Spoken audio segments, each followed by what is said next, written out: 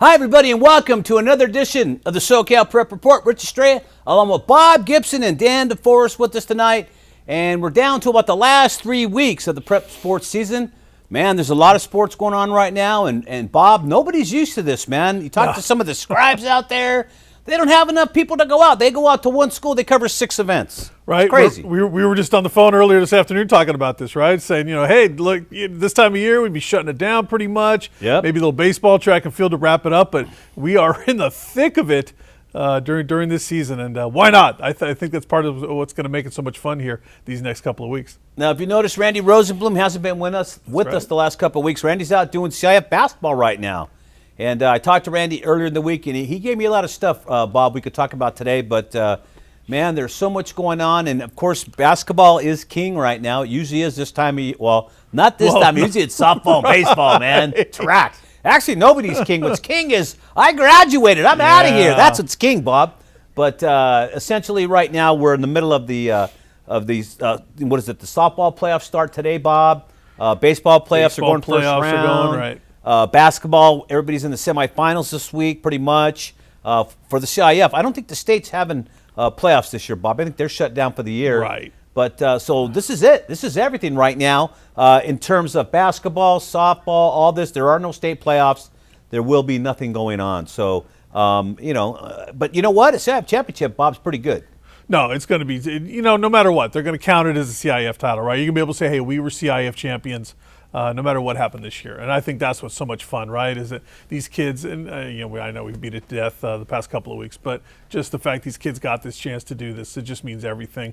And for us to be able to cover it, right, this is what we do too. So this is our lifeline, just like the playing and the coaching is it for the kids and the coaches.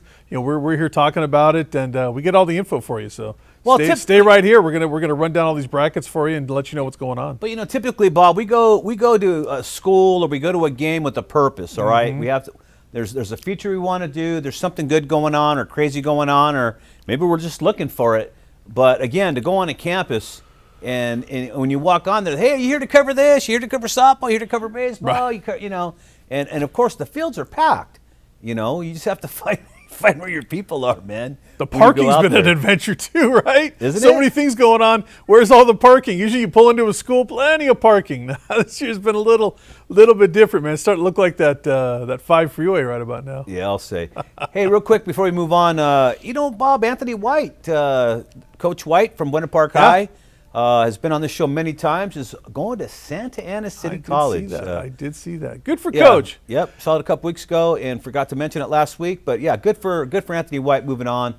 Santa Ana City. If he can bring that magic he brought with him to Winter Park High, they'll do fine. There's going to be a new big dog in town, Bob. Well, you never would have guessed anybody could turn around Buena Park, right? The Coyotes had not been a relevant football program for so many years. He went in there and he did just that, right? I mean, he made them a top contender on a top 10 Orange County team. 5-50 over that 10-year period prior to Anthony White showing up. I know. So look what he can do for a football program, right? So you're right. If he can go into Santa Ana College and do that, I have no doubt that he will be able to do that because he's kind of got that way about him, right? He's kind of really infectious with his energy and everything. So he'll get in there, and I think he'll get that going over at Santa Ana College too. I think that's a good hire by them. Bob, they had play 10 games a year because they never make the playoffs at Winter Park, and they had 11 homecoming games. Yeah. Because even the visiting team that showed up for Winter Park's homecoming held their homecoming at the same time. Right. Because it was a guaranteed win. Right. It was a big win. Everybody felt good about themselves, man. Yeah, but he sure did turn it around quickly. They did absolutely, right. They got top kids there. I mean, he sent kids to the NFL out of that Buena Park program. So, I mean, hats off to what he accomplished there. Stepped down to spend a little more time with his family, understandable. But I guess his kids are getting a little older now. He's got a chance to jump back in and do some coaching again. I know he's been itching to do that, so good for him. Yep, and going in a big way. All right, let's take a look now at the open division of the boys basketball playoffs. CIF Southern section, and this is going to be it, man. No state champ this year. Right now, what's good is Sierra Canyon still has the respect of the country. There's a lot of publications saying Sierra Canyon, although all the other schools played at the normal time, California couldn't. Right. Sierra Canyon is probably still the best team in the country, Bob. Yeah, I think everybody wanted to find a reason not to like Sierra Canyon. Obviously, they've graduated some big talent. Bronny James sitting out the season with an injury. And so a lot of people said, well, what's left at Sierra Canyon? Well, a lot was left at Sierra Canyon, right? They still have a lot of great players, and that played out this year once again. But don't count on Etowanda, who's always a top program. Rebay has become that school that's just really kind of jumped into the fray. I don't want to say out of nowhere, but who heard of Rebay Academy a few years ago, right? Now they're firmly on the radar here. And when you look at the bottom of that bracket, right? Damien was the school. A lot of buzz, right? Coming out of San Gabriel Valley. A lot of buzz about what Damien was doing early in the season. They ran off like 20-0 to start the season. Yep. And so everyone said, is it for real? Yeah, it's for real, right? Damien's a good school because they beat Mater Dei.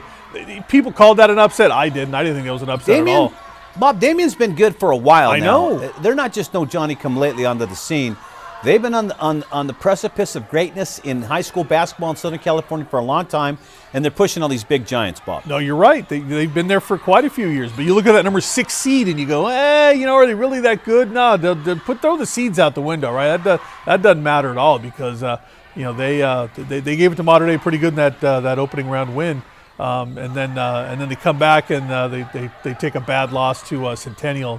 No shame there. That Centennial team, which I'm picking to win the whole thing here when we get down to it. But hats off to Damien because I think they've had a great year.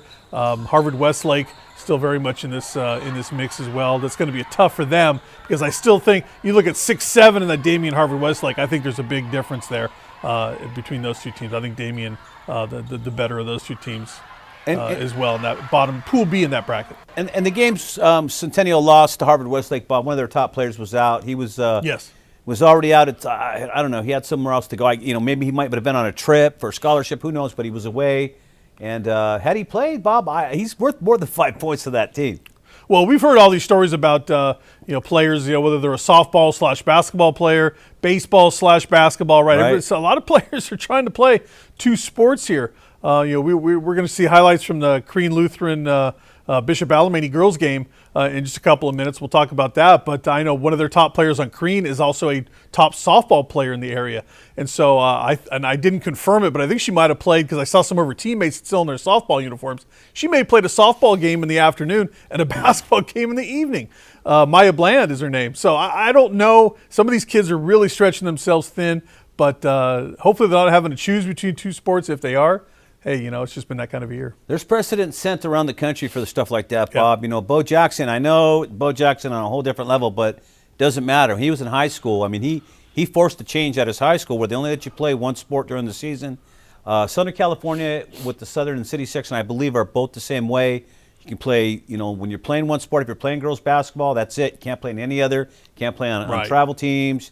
You can't play during that season. Maybe you want to wrestle too and show up to the wrestling meets. Maybe you're the best wrestler on the team, so you want to play basketball and wrestle. Well, they wouldn't let you do that. Well, Bo Jackson changed all that where you got to play baseball. He'd go play a baseball game in the early afternoon at 3 o'clock. He'd take care of his business, only 6 innings, and then he would head to wherever the track team was at and make the 100 meters, Bob, and anchor the 440 relay team right after playing baseball. Yeah. And he would win. He'd beat everybody. So what's the problem letting kids play multiple sports? I never saw what the value in it was, why they would make such a rule against players. This is the time you let them do that, right? Mm-hmm. There's no such thing as getting tired when you're 16, 17 years old. Not it just doesn't exist. This is the time in your life where you can pull off those kind of superhuman feats, right? Hey, I'm going to go play a baseball game, play 7 innings, right? And I'm going to go anchor the 4x400 relay, right? You and I couldn't do that anymore, but kids at that age, of course you can do that, right? So you're right.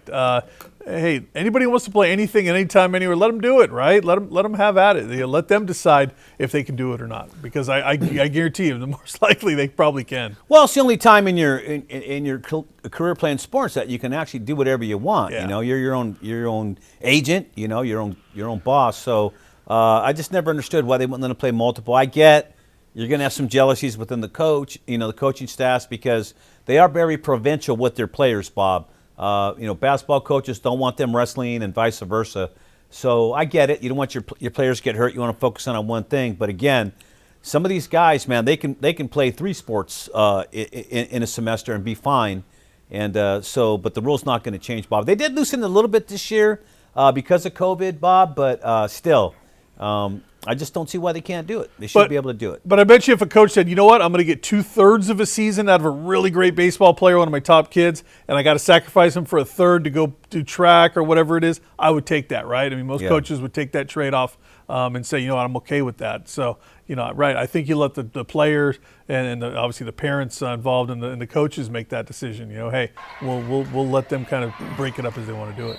All right, before we get to the girls' bracket, hey, is Dan there? I'm here. Yeah, All right, let's go back. Let's go back to the men's bracket real quick there, Larry, and let's have a look real quick. Dan, what do you think about the men's open division right now? To me, this is actually, and no pun intended, this is the most open the open division has been in quite some time, in my opinion. I agree. Right, you have some really strong teams in there, and I agree with you that Centennial looks like it's going to be really tough. You have the Sierra Canyon men are the top teams going through there. But yeah, you know, as far as like what you were talking about earlier about the coaches, you know, it's really tough to play two sports. You know, the basketball coach will tell you, hey, if you need you here, you got to get nicked up and football and up to 100%. And the football coach is convincing you of the same thing, you know. So when I played two sports in high school, they were both trying to convince me, hey, stay with us. You're going to get more playing time. You got to, you know, focus in on our sport. It's really tough on the kids to choose between one and the other, you know, because you love both sports. You've been playing them all your life, you know, through junior high, high school, and you just, you know, it's hard to choose. So it's really hard to let them go halfway through the season. I think, you know, they try to focus them in playing one or the other. Well, you should be dialed in on your team, whatever sport. And I don't blame coaches for trying to steer athletes away from other sports, but it's just wrong. It's just wrong. And I'll tell you what, and I've said it before on this show, and I'll say it again. I've been in offices, been in Frank Pizzotta's office. You got Don Osborne in there. I mean, you got all these big-time coaches coming from these big programs nationwide, and the first thing they invariably ask is, what other sports do they play? What other sports do they play? And that's even at the JC level. At the high school level, it's the same thing. They want to know what type of athlete they're getting. Are they getting a natural athlete that excels at everything, or are they just getting a guy that's just been playing travel ball, baseball or basketball all his life, and that's all he's done? Because burnout is involved in that. You know this. Things change with high school kids as they get older. Their interests change. If you're, you know, some of the boys, you discover girls, and that's where your time goes. You're hanging out. You're hanging out and doing different things. That's what it's all about. You're growing up. Some of these coaches would rather just have you focus solely on the sport and nothing else exists. So I understand that aspect of it. They got to win. But I don't think so much at most high schools your job is predicated so much on your one-loss record. As long as you're competitive and none of the parents are complaining, I think you can keep your job. Except at Mater Dei and Etiwanda, right, I was going to say Sierra Canyon. There's a handful of schools, maybe two handfuls of schools where your job is predicated on that, but for the most part, it's not. Well, I think in football and baseball, it's easy to play the two sports, are easier because of the seasons. But when you go right into football, you play football, you go right into basketball. It's hard to make adjustments, get ready, get your shot down. I mean, like, you're just jumping right into the fray. But you're right, some of these natural athletes can do it, but it's much better if, you know, the football, baseball, or track, you know, track's a sport, but it's, you know, basically running. You know, you can pull a hammy or something, but it's not, you're not getting nicked up or, you know, stress on. You could pull a hammy. I get you might pull a hammy or something like that, but you know what? You can't think like that. Just let them go play. You want to put out the best you can out there. That's it. You know, and again, sometimes it doesn't happen, but just looking at the boys bracket. So, Bob, you think it's going to be Centennial? I do. I think Centennial and Sierra Canyon. I like Centennial all the way through. I do. All right. It may be an upset. We'll see what happens. I like that. That's a bold prediction there, Bob. I like it. I'm going to go with it just because I like the upset. Because Corona Centennial can easily be number one. They probably would be number one if they didn't in this pool brackets. Right. But again, you're missing one of your best players on something he had planned a while back, and it had something to do with the academics, so it's cool. But he's back in time, and it looks like they will probably they're probably beating Mater Dei right now as we speak, Bob. I would think so, right? Mater Dei is obviously shorthanded on their own end, so that's a matchup that a month ago might have looked a little closer than I think it does today. So it'll be great. It'd be great. And then we'll get Rosenblum to call the games. How about that? All right, let's take a look at the girls' bracket. Every bit as competitive as the boys. All these teams want to win. But look at the common denominators, Bob. You got Corona Centennial, number one. Their girls' team's in there. Mater Dei's team's in there. Etiwanda's in there. Harvard Westlake's in there. Right. We're only missing Sierra Canyon. That's it, right? And Bosco doesn't have a girls' team. Right. All boys school. That's all boys, right? That's the only reason they wouldn't have one. Otherwise, they'd probably be in here as well. You're right. So much overlap between and we've seen the Windward boys in the past have a great team. The Windward girls are always one of the top teams in the area. Here's another one where easily you could have Mater Dei as the number one seed here, and in a way, I'm kind of surprised they're not. But obviously, again, Centennial's had another great year, right? And it just goes to show you usually see the private schools having these double. But that is a public school, of course, Centennial. Bob, let's talk you got about the girls and the boys as me. one of the top two seeds at each one of these divisions. So, they just do such a great job, both those programs at Centennial. Bob, let's look at that Centennial bracket up there. I mean, what a powerful team. They're averaging about 100 points a game. They scored 100 against West Torrance, and then Windward they scored 97. And again, no slouches with these ladies. I mean, I'm telling you, Windward's a powerhouse. Look, if you're going to put up 100 points and then 97 points, you're going to beat Windward by 20? Come on. That's ridiculous, right? I mean, that's just that kind of thing doesn't happen. Windward doesn't see that kind of score. They end up on the wrong side of the scoreboard like that very often. So that tells you how good that Centennial team is. I can't wait if we get that matchup, which I think is going to happen, Centennial and Mater Dei in the finals. I think that's going to be a really good because we know Kevin Kieran over at Mater Dei really knows how to work up his team, right? And he's got the horses over there again to make a run at it. I think that would just be such a great matchup, and I wouldn't put it past Mater Dei to pull off the upset there. You wouldn't? I would not. I don't think there's an upset to be had there. I think they dominate that lower bracket, Bob. You're right. No, for sure, right? But I think people would consider that just because of the numbers. So, look at Centennial. Look what they're doing to people, right? True. Just putting up huge numbers on people. Oh, no, I'm talking just the lower bracket myself. I think Centennial will probably beat them, No, 100%. How are you going to stop them? No, you're right. But I think especially on the lower end there, I think Mater Dei by far Here's what the happens. best team on the lower side of that bracket. Here's what happens when you have a team like Corona Centennial. You know they're high power. They're going to get their points. But you got to slow them down. You got to keep them away from the Centennial mark. You cannot let them get 100 points. So what do you do? Well, you got to slow them down, Bob. First of all, you got to play man press. You got to slow it down. You got to double the ball once it gets to the front court, and then you got to pray that you don't lose all your energy in that first half. So you're burned out. You don't score your allotment of about 61 to 65 points. On your team, Bob. So that's the difference right there that I see between Corona and Mater Dei. Look what's Larry. Can you put that bracket up again, the girls? Look at the scores. Look at the scores of the opposition there against Centennial. So, right, they put up 100, but they gave up 68, right? That's the number. Look at 97, 70. What's a lot of points Bob, in a girls' basketball game? Time out. You don't think the second teamers and the youngsters are coming in when they're already up by 40? Could be, but that's still... No, that's what's happening, Bob. Anything in the 70s or 80s, and much less 100 points, I think in the 70s, 80s in a girls' basketball game is a lot Bob, of points. they got these guys down by... I guarantee you, by the time Centennial takes out their frontline team, they're up by like 30. They're up by like 30 points. They bring in Team B, Team C, and they just play. My point being that the defense maybe is a little suspect. If they're scoring those points, but they're giving up a whole ton of points as well on the other end, if you're going to let Mater Dei stay in a game with you and score points in that kind of a way and get into the 70s with you like that, if Mater Dei can play a little bit of defense and slow down that Centennial team, now you're talking about maybe that won't happen, Bob. A couple of point difference in that game if it stays close. So you got to play Centennial, not playing a ton of defense is what I'm saying by the looks of these scores here. I think they're playing a ton of defense, Bob. It's like I said, once you get late in the game and you're up by 30 points, I'm a former basketball coach. I take out all my frontliners. I got to save them for the next game. We got another game to play. Right. As soon as I can, I take out my starting five, I put in my next group, and get them tested. I don't care if I'm winning by 30 and I give up and I only win by 10. The fact is we're going to win. And you know what? My second line team's going to need the work, Bob. So it works out great for them. So you're willing to give up, 20, 25 You're not giving points up in that because fourth quarter or whatever. here's this thing, Bob.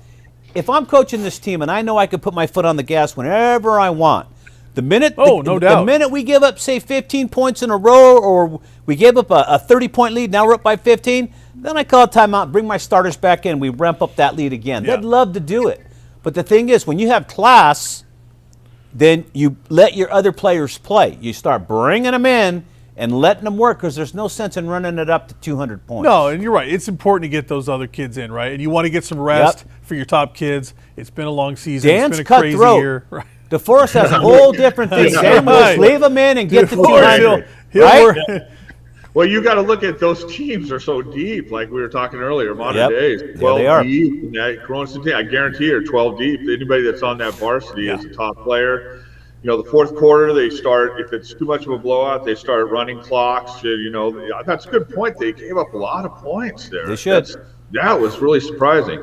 But I think I would do that, like what you guys were saying, like slow it down, play half-court defense, try to, you know, balance it out a little bit, slow down the game. Otherwise, it gets away from you. High-scoring game like that. I don't know if you can. I don't know if you can slow it down. I'll play full court defense. I'll play man press starting in the back court, man. That's the only way you can do it. You gotta start in the back court, double the ball. Once they pass it, get past you. Keep doubling the ball. Keep your one big guy back in the paint. That's it. Your one big girl back in the paint, and deal with whatever comes. If they can get it up there. In the meantime, trap and press.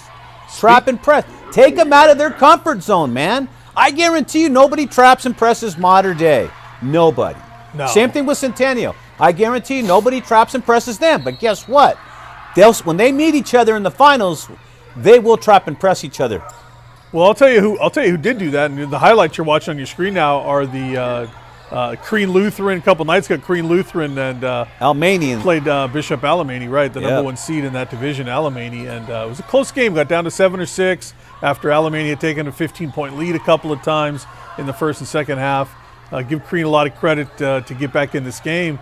And they're a very young team. They'll be right back in it. But that Alamany team, boy, a physical brand of defense. Man, they pushed Crean around a little bit on their home court out there. They got away with it. The referees, they swallowed the whistle for the night, put those in the back pocket. No whistles were getting blown. They let the girls get out there and get after each other, which I think is a good way to let playoff basketball happen. Yeah, at this point in the playoffs, yeah, Bob. Absolutely, You let them play, baby. right? It got to the point where it was getting a little chippy out there. Dan will tell you, right? It was getting busy out there. Yeah, they were knocking each other around pretty good. But I got to say that the refs did let them play on both sides. So it got rough. They didn't foul anybody out, but it was really tough. They were pressing them up and down the court. Those was banging them a little bit, and they had to stay physical. So they hung in there, and it was a good learning experience for Crean. That's a big that team is tough. That team was tough. It's a big learning curve for Crean. Play that game and to play Modern Day early in the year. Like I told you, Dan,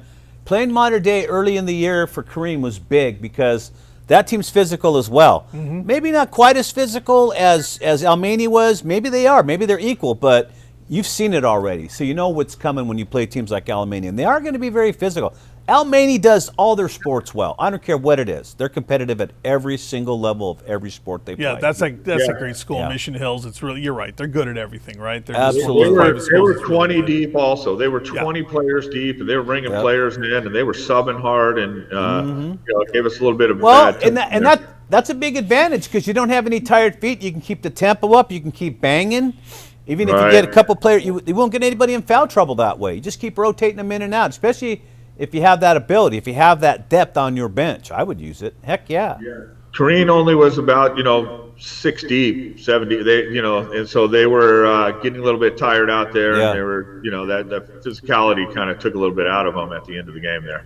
Well, it's getting towards the end of the season too. We're in the playoffs. They played a few more games already than most, so here you go.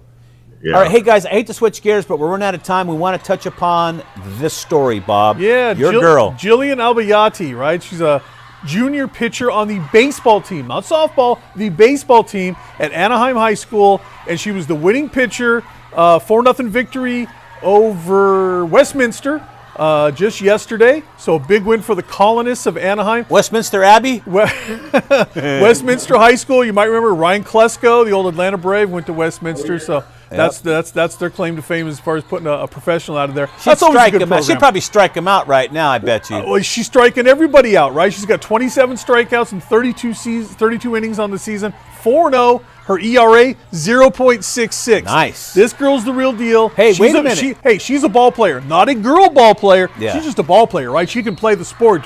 Forget if you're male or female, whatever. Doesn't matter. You can play baseball. You can play. She's proven she belongs out there. And Bob, she hits 433, Yeah, right? man. Yeah. She's She's almost swinging a the bat 500 too. hitter. And she reminds me. There's this picture of Isla Borders, right? Don't forget, Isla Borders was the first. She came from Southern California here, Whittier Christian High School. She ended up pitching at Southern California College, which is now called Vanguard University over in Orange County in Costa Mesa.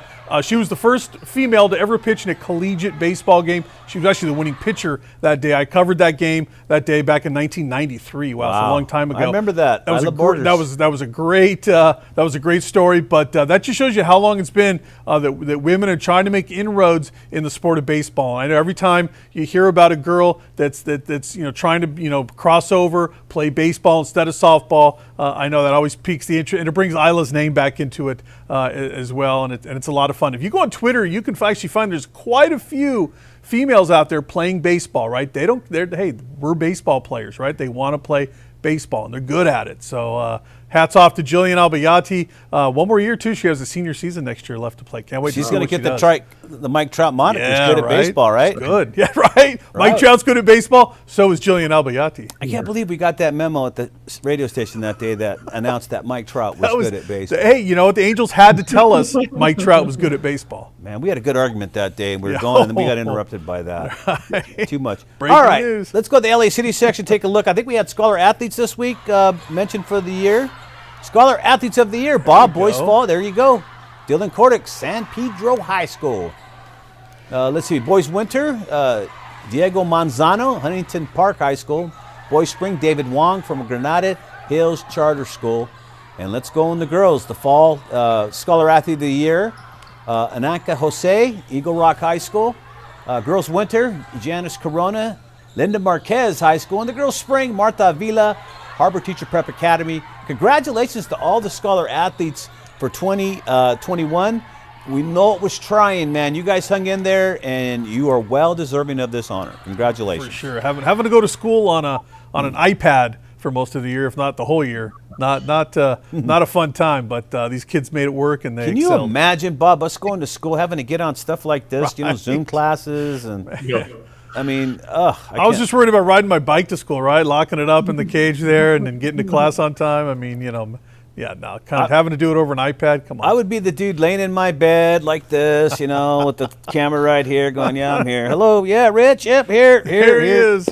And then I'd be the dude snoring. I'd have to mute my thing for sure, man. 'Cause I'd be out like a light, Mr. Australia, wake up. I mean, have you seen all the stuff that's going out there on Zoom right now in these meetings, I man? know, it's People crazy. forgetting where they're at and what they're doing. People forget to put their clothes on sometimes for these Zoom calls, right? Really? I've seen a few of those. Yeah, That's heavy, man. Yeah, a little. That's out there. That's don't really out do there. that. Please get dressed before you do a professional Zoom call. It's good advice. God. Oh, man.